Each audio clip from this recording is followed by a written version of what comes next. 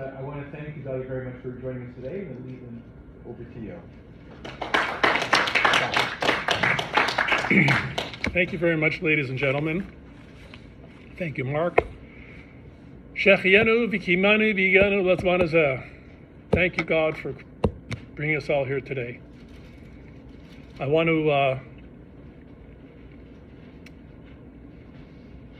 to say also that whoever can move to Israel, please do. Whoever can visit Israel, please do. Whoever can donate to Israel, please do. Now more than ever, Israel needs us. I want to thank some people. Please hold applause till the end. And a couple of people that aren't here yet, but I'll thank them in advance.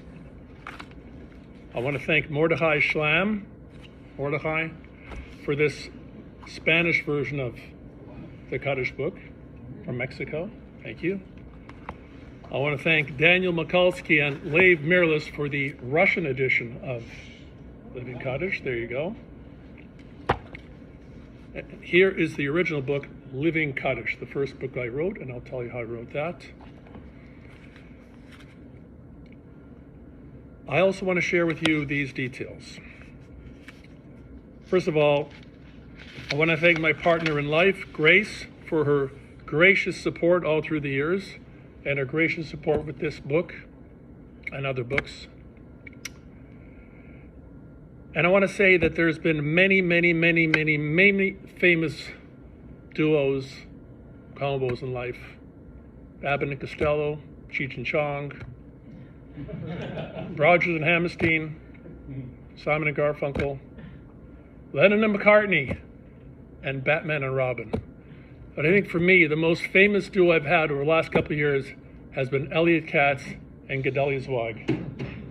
Let's give them a hand. Elliot, you were there from the first ideas, till we got the manuscript together, till we sent it to the publisher, till we got Rabbi Crone involved, till we went through each detail, till we got the ebook, and the audiobook is on its way. And Elliot, thanks Earl, you've been a promoter, a copy editor, and a friend, and for that my uttermost thanks eternally for that, Elliot. Thank you so much. Give him a big hand, please. So it was January 1st, 2003. I was in Orlando, Florida, the home of the Orlando Magic, Walt Disney World, and 20,000 Jews.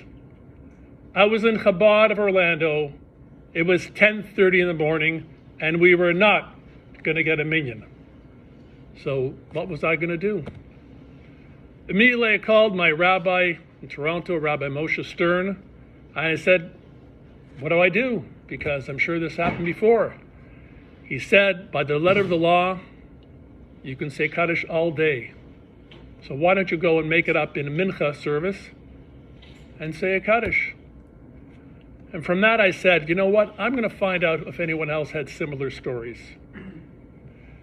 Along the way, by the way, when I was in Florida, there was a guy who was saying Kaddish. He brought along his son, just so he would make sure he had a minyan. And he had his stories too. So I wrote away the OU, Aisha Torah, Lubavitch, various organizations. I contacted a publisher called Feldheim. They got together with Targum Press, and we put together the book called Living Kaddish. Why is it Living Kaddish? Because essentially for 11 months, you're living the life of Kaddish. That's all you do. Morning you go to shul, nighttime you go to shul. Your whole focus is to say Kaddish 3 times a day. Plus, very importantly, you're keeping the person living by saying Kaddish. You're keeping that individual living alive by saying Kaddish. So it's a positive influence. The book did rather well. Sold over 5,000 copies in English, 1,000 in Spanish, and more than a few thousand in Russian. So I said, this calls for another book. Meantime, my dad reached 100 years over the pandemic. It was 2020. My dad, who escaped Europe, escaped the Holocaust, lost his family. We couldn't hardly celebrate. It was the pandemic, so he reached 101. He hung out another year. We had a party for him. That was amazing. And then during Sukkot, he passed away. And I said, okay. Now, there was a little interesting story about Sukkot. I don't think many of you know, but I will share it with you. Another reason there was an impetus to write the book. So, it was a funeral for my dad. It was a regular nice day. Wasn't raining, wasn't snowing, wasn't windy. We had in the backyard a tree, an apricot tree, which essentially produced fruit. The last year, though, was a little bit old, a little bit tired. Branches started to break. Fruit didn't come down anymore. I actually asked the tree guy, I said, can you please cut it down? And he looks at me, he says, no way, he says. Torah says you can't cut it down. I said, well, you're right. I guess you're right. The Torah says you can't cut it down. Can you trim it? Yeah, he said, I'll trim it. We trimmed it. He put a little thing up there. And that was that. Come home Thursday. It was Sukkot. And all of a sudden, we see this big, giant tree break in the middle, completely like this. One side goes to the schoolyard. One side goes to our house. If it wasn't for the Sukkot, it would have completely damaged all the windows in our house. We called the 24-hour tree guy, what's going on? What can we do? He finished it like seconds before Shabbos. And my wife and I are talking over Shabbos. Why did this happen? Why did this happen? Maybe God's giving us a message, and maybe to remember him, and maybe this, and maybe that. And I said, I got another idea for this. And my dad was always a practical man. Go from Poland to Russia, back to Germany, and even in the last years, went from one nursing home, another nursing home, just to escape COVID. And working was very practical. You can put this over here and this over there and do this and do that. So all through before the Shiva, we were thinking, where can we put the Shiva? It's in the backyard. There's a big tree there. How can you fit so many people? So I could just hear my dad saying, you know what? If you move that tree over there, you'll have tons of room. And I would say, Dad, how can you move a tree? How can you move a tree? And he would say, you can move a tree. Who says you can't move a tree? Who says you can't move a tree? So we should be able to move a tree for all our loved ones and all our dear ones and all our friends. Always. Kaddish is the last mitzvah you can do for any loved one. It's the one mitzvah you do where you don't get any personal thanks for it, because they've already passed into the world. So basically, you're doing this all through the 11 months, and you're sharing with them so they just can be part of you. Now, I've got a few stories, and I guess at the end, I'll call on the other people who have written stories, because I'll share with you some stories first. I'll share with you two stories from the book Kaddish Around the World. And why is it Kaddish Around the World? So it sounds a lot more interesting than Kaddish in Lakewood, Kaddish in Williamsburg, Kaddish in my backyard, Kaddish in my shul, Kaddish in my grandparents' home. So Kaddish Around the World is, wow, exciting. This Kaddish Around the World. Hoo-ha, you go around the world? We sure do. We say Kaddish all the time. Kaddish Around the World. So I'll give you two stories. One that happened to me and one that didn't happen to me.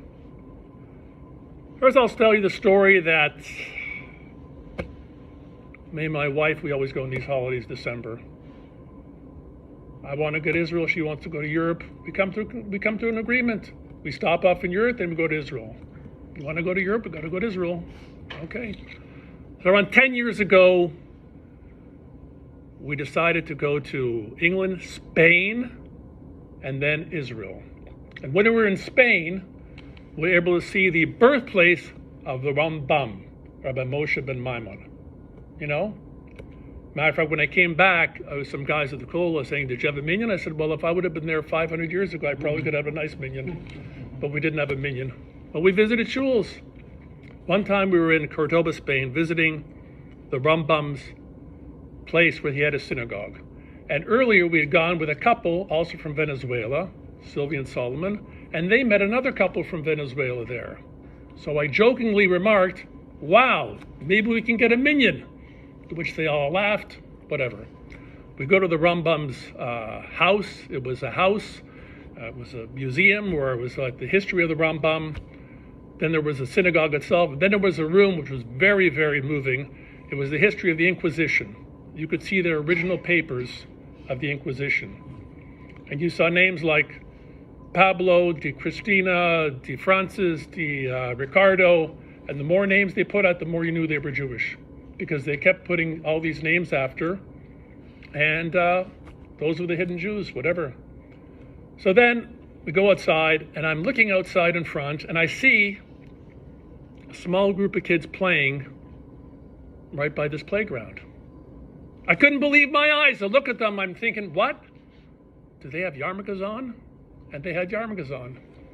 So I go to the tour leader, they said, excuse me, are those kids, are you Jewish? Are you playing with, you're playing with yarmulkes? He goes, yes, we are. So where are you from? Well, we're from Morocco, actually. Morocco is just across the way from Spain. So what are you doing here? We're on a school trip. I said, you know what, just curious, do you think there's a chance we could do a minyan here? He goes, absolutely. You know why? He says, I'm saying Kaddish also. So I looked at the watch. It was around, 12:20. It was around 12:30. And I said something in Spanish like, my friends, we're saying Kaddish now, but I'm convinced that we're also saying with the Rambam in mind, may this be a blessing for the Rambam for all of us. Apparently that shul wasn't used in hundreds of years. Afterwards I looked, it was 10 days before the Rambam's yard site. It was our wedding anniversary. It was really an experience to remember. That was Kaddish in Spain. Connected to that, which the full story is in the book, is Kaddish in Portugal. We had seen a movie about the hidden Jews of Portugal, and that's even more exciting. If you ever go to Portugal, want to hear about it, it's a small town called Belmonte. Belmonte is maybe, a few hundred miles away from the north, maybe 40 miles from the Spanish border. And in the early 1500s, the Jews had to escape Spain. They went to Portugal, and they escaped until they made the Inquisition then. But there were a small group that moved to the mountains in a small place called Belmonte, and they disguised their customs. They started having Shabbat in a quiet way. They would change the Jewish holidays, the dates. They would have the cleaning help come in on Friday rather than Saturday, so we'll be ready for Shabbat. They even did a thing, believe it or not, called Fast de Santa Estera. Fast of Saint Esther, or Feast of Saint Esther. What's going on? Feast of Saint Esther. They celebrated. Only in 1965 did a priest point out that there was no Feast of Saint Esther. Oh, they meant Esther, Fast of Esther. So they kept their own holiday called Fast of Esther. And that was amazing too, going there and seeing the minyan and making up the minyan and going through that. Now I'm going to get through the winning story, I think, of Kaddish around the world. And by the way, there's also in this book Kaddish in Bahrain, Kaddish in Saudi Arabia, Kaddish in Turkey, Kaddish in New Zealand. Doug Ross, he's flying in, I think he's in Vancouver. As always, he would be here and tell you that story. But let's tell you the winning story. I think it's a real winning story. It's called Kaddish at the Super Bowl. Kaddish at the Super Bowl. You heard it right. So how many here are football fans? Anybody a football fan here? Yes, a few football fans. Okay, so it was 1997. It was Qualcomm Stadium in San Diego. It was a game between the Green Bay Packers and the Denver Broncos. And guess who was there? It was Lonnie Ostro and his little sidekick called Yankel. Now, they worked in some marketing place in New York, and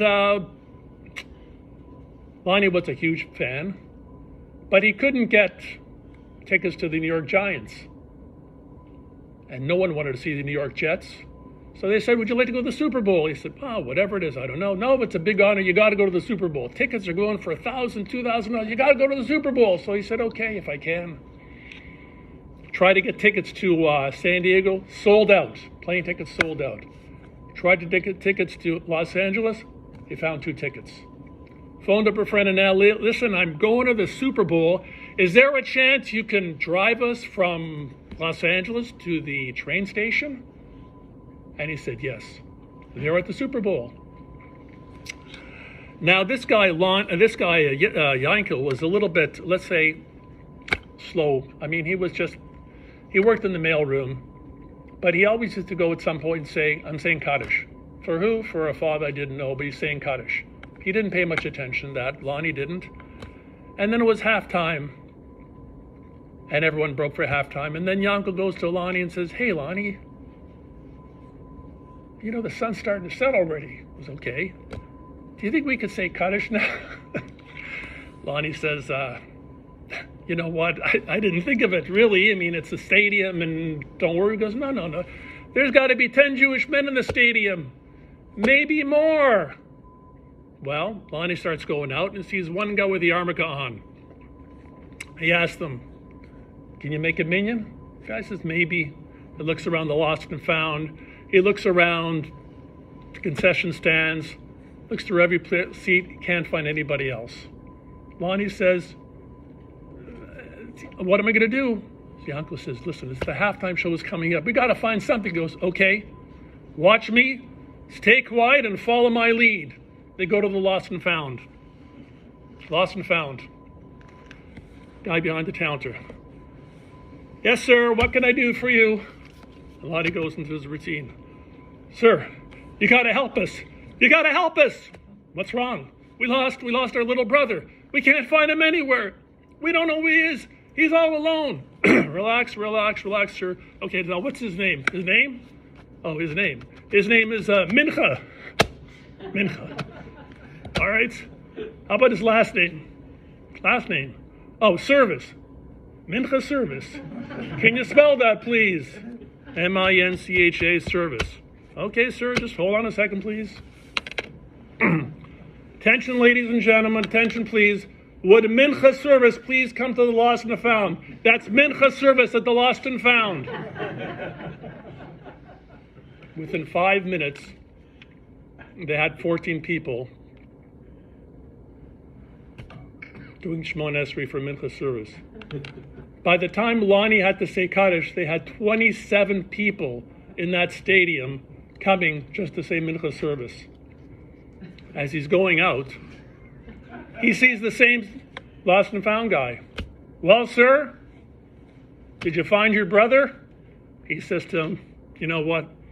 More brothers than you can ever imagine. Well, sir, who you like in the game today? He says, it doesn't matter, he says. The real winner today was Mincha Service. That spawned another story, not as pronounced, by a guy at the All-Star game in the 7th inning, who also got a minyan. Now I'll tell you another story, which is from the first book, Living Kaddish, and it really, really, really inspired me. I'm talking about super inspiring. You know, a lot of people go to shul, they show up late, they leave early, you know, minyan, I missed a minyan, you know, it starts at 7:30, I'll come at 5 to 8, whatever it is. I can't make it. When I heard this story, it blew the socks out of me. There's a rabbi called Rabbi Nachum Cook, who's the great nephew of the former chief rabbi, Rabbi Tzvi Yehuda Cook. And I heard this from one of the shlichim here, and it was, he was a rabbi at a synagogue in Ramat Gan, Israel. So he had a fellow there who was, I believe, from Romania. One of his parents passed away in Romania. There wasn't a minyan. He was a Ramat Gan. He wasn't observant, he didn't know much about davening, but he said, I'm going to take on myself the mitzvah of saying Kaddish. So he starts going to shul the first month, the second month, and he's starting to read the prayers, he's starting to know the prayers pretty well. 3rd month, 4th month, he's the first one there and the last one to leave. 5th month, 6th month, he's still there saying Kaddish all the. By the time he reaches the 7th month, he's getting so good at it, he's leading the services. Wow, this is amazing. 8th month, 9th month, the guy's still saying Kaddish. 10th month, 11th month, 12 months, he's still saying Kaddish. 13 months, 14 months, you get the idea? The guy's still saying Kaddish. 15 months, 16 months, he's still saying Kaddish every single day. Well, after 16 months, he approaches the rabbi and says, "Rabbi, I got a question for you." "Okay, fire away." "Rabbi, I've heard it said I don't have to say Kaddish anymore. Is that true?" The rabbi strokes his long white beard and says, "Come back in a week and I'll tell you." Back in a week, okay. After a week, he says, "Rabbi," in front of the whole congregation, do I have to say Kaddish? Yes or no? And everyone's looking at that rabbi just like you're looking at me. What's going to be the answer? If he says yes, well, he's not telling the truth. And if he says no, well, you just lost another congregant. So what's he going to say? So he looks at him, this man. He says to him these words, "My dear friend, by the letter of the law, you don't have to say Kaddish anymore. However, there is one line you have to say every single day." What is that? It's the line, Yehei Shmei Rabba Mevarach La'olam Al'amei Almaya. May his great name be blessed forever and ever. My friends, when I heard that story, used to come, used to go, used to whatever it is, I said, I'm going to make a minyan just to hear that.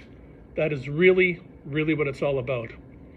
And just so you know, that phrase is probably an approximate translation of the words which Yaakov Avinu said to his children. You know, Yaakov Avinu, he had children, a lot of kids. And when you have a lot of kids, you worry that they're going to be influenced in the wrong way. Even those times you had bad influences in the world, like today.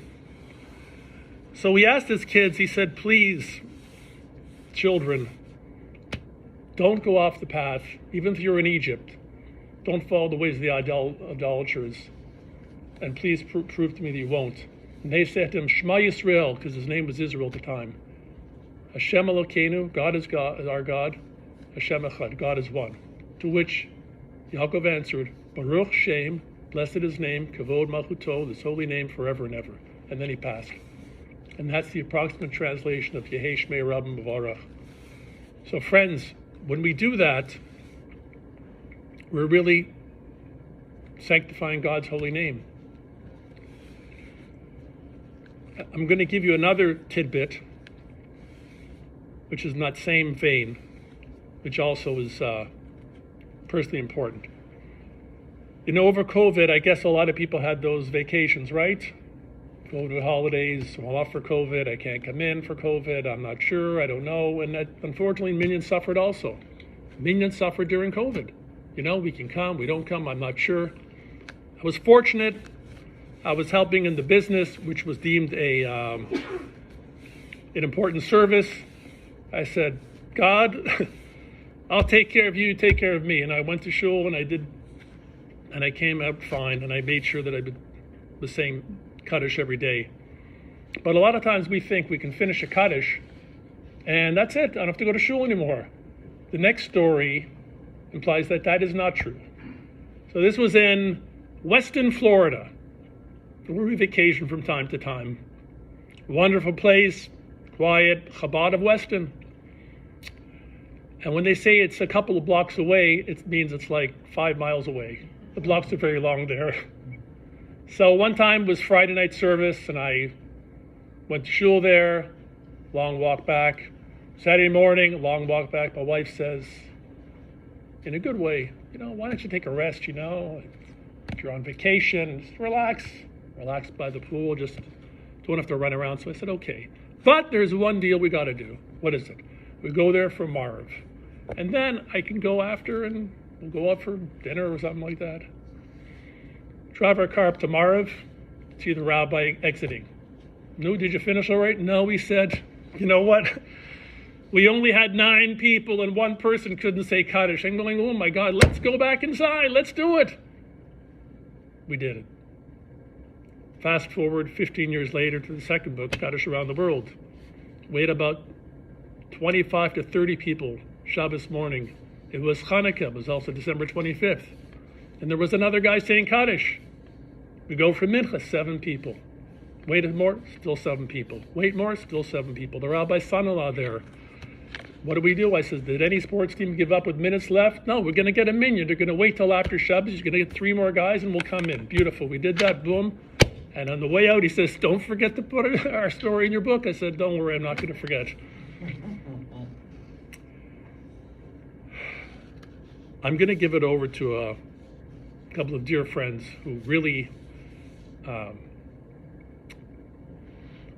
have their stories to share, really. And there's so many stories out there which I really want to do it. So I don't know how we do it in sort of age and sort of importance. Let's start at the back with Harold Tabachnik. Please rise and tell us a little bit your story about Kaddish. And please, we'd love to hear you. Please, go ahead.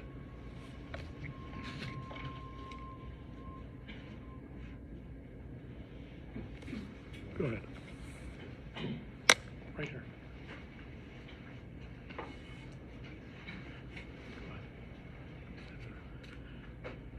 My wife Esther and I were in Israel in 2006 for a family wedding, and for my father, and I was saying Kaddish for my father. We went to Sde Boker, Esther and I, the day before we were supposed to leave to go back to Canada. We went into Sde Boker, we were there, we saw Ben Gurion's hut, the whole thing, and we saw the little chapel they have there. It was locked. One person said to me that they'll have a minyan later. It was wrong. Time is marching on. We saw the hut. What to do? The chapel is closed. Nothing happening. So we start walking, see where we are. We're out in the wilds, basically, in that sense. We walked out of Sde Boker, and in Israel, when the soldiers wait for their ride, they group together, not for the bus, for their ride from the military. In my best fractured Hebrew, I went to one of the soldiers. How he understood me, I don't know to this day. And I said, because I could speak to him in Yiddish, but he's an Israeli, so that didn't work. So I said to him, I explained my situation. He yelled, he didn't bat an eyelid, like a real Israeli. He didn't bat an eyelid, and he yelled to his comrades. Some were secular, some were from, a combination. Before you could say Jack Robinson, they had the Siddurim out of their backpacks, and we stood there in the main street, and I led the service, and we said Kaddish. And as the title of the book says, only in Israel. And that's how it happened. For me, it was a great honor. And it was especially for my father, who was a Holocaust survivor. And he already had then a great-grandchild living in Israel. So that was my story, and it's probably an effort I will never forget. It doesn't sound good when you tell it, but when it really was happening and time was marching on, the sun was starting to set in the middle of the street in Israel. That's how it happened. Victor,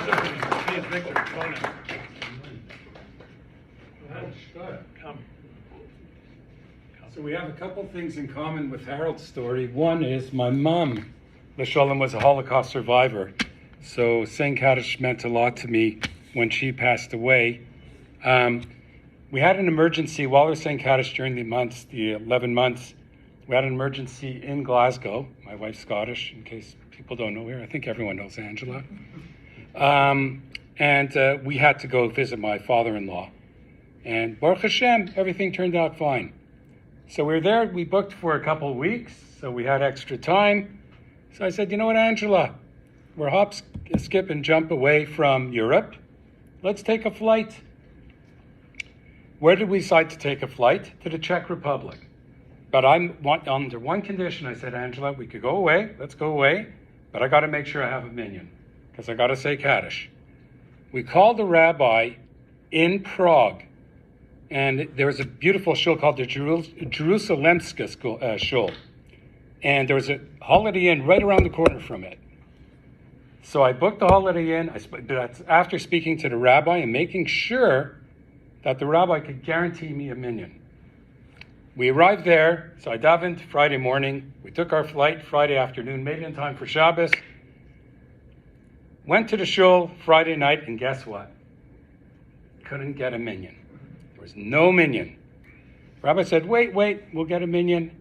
Then he looks at me and says, we're not getting a minyan. He says, there's another shul right near the Altanai shul. It's about 10 minutes up the road. Go for it. So I didn't go for it. I really went for it because I ran. I ran to shul. I had to get that Kaddish in. So I got to the shul. They had a huge minyan. Actually, they had about 30 people, so that was good. And it worked out well. Shabbos morning comes. We went to the Jerusalemska shul again. Huge shul, abandoned. Needs a lot of work. We davened in the base of Medrash. We had a minyan. It was great. So I managed to get through to Monday morning. No, Sunday was a problem. No, Sunday we had a minyan. Monday, the rabbi in the other shul, forget about Jerusalemska shul, we're not going to have a minyan in that shul. Because the rabbi said, there's no way. Shabbos, yes. But Monday morning, no way. We're not going to get a minyan. Go to the other shul, near the Altanai shul. So I went on Sunday morning. We had a minyan, but then the rabbi even said, Monday morning, it's going to be tight. So I went to a kosher restaurant. We see a couple guys, really Hasidic guys. And I went to them and I said, guys, we need a minyan for Monday morning. It's going to be tight. They said, we're on vacation. We want to sleep in. I said, but I'm saying Kaddish. Look, we'll try. Anyhow, turned out Monday morning, Baruch Hashem, we had a minyan. So all was good. And then they signaled to me. The Rabbi signaled to me. I don't speak Czech. He doesn't speak English. So he used sign language. He just went like that or whatever. He didn't speak Yiddish either, which I was surprised. I knew the Nusach. It was Ashkenaz, just like the Bayit, exactly the same. And I davened for the Amid after Baruch She'omar. Then it came time for laning. So the Sefer Torah was locked, by the way. The cabinet, the Oren Kaddish is locked. They have a key. They open the key. I take the Sefer Torah out. And I noticed the cover of the Sefer Torah is old and shabby. And I'm thinking, what is this? I mean, maybe I should donate a new one. Anyhow, minyan ends. And I went to one person who did manage to speak English, by the way, in the shul. And I said, you know what? I noticed the Sefer Torah, the cover is a bit shabby. I'd like to maybe donate a new one. He looks at me, shakes his head and says, no. He says that Sefer Torah and the cover survived the Holocaust. It's over 100 years old. And you know what? There's no monetary value for that. It's priceless. So that was a priceless Sefer Torah and the Sefer Torah cover. So instead I gave a donation. So that's my story.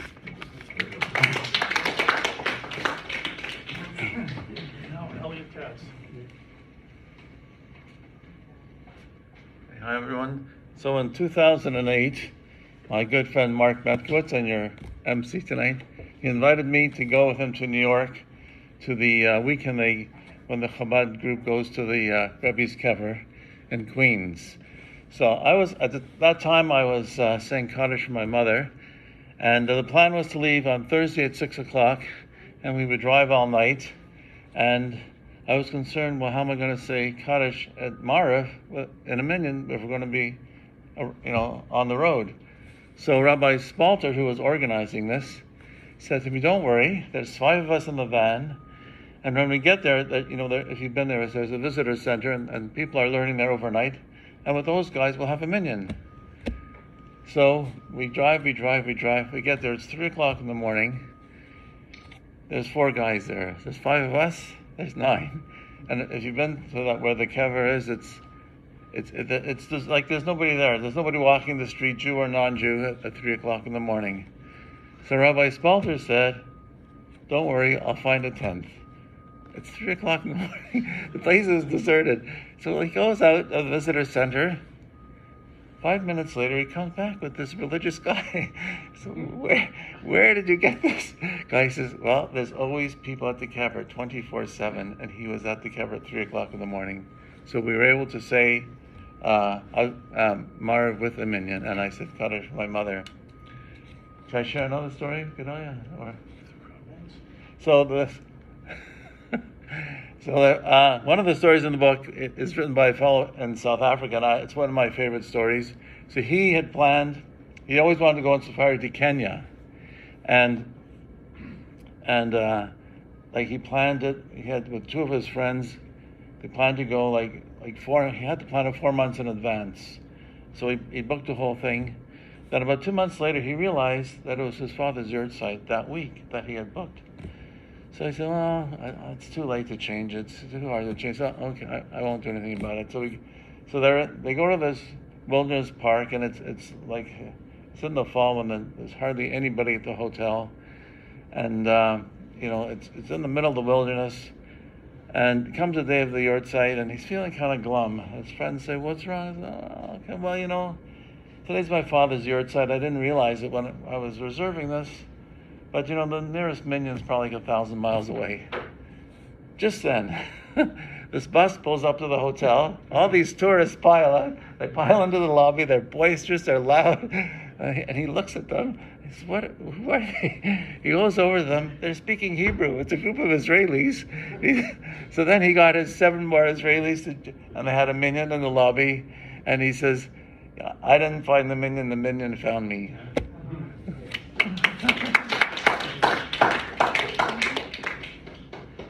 That's the type of stories that are so inspiring. I want to share a couple of other details, and then we can talk afterwards. And by the way, there's some books available. All proceeds are going to Gush Etzion, a friend of ours. You probably know Ezra. There's security needs. They're literally in the middle of nowhere, and all proceeds are going to charity. 1 book for 10, 1 book for 15, 2 for 25, and 3 for 30. If you can get one and get one for a friend, please do. So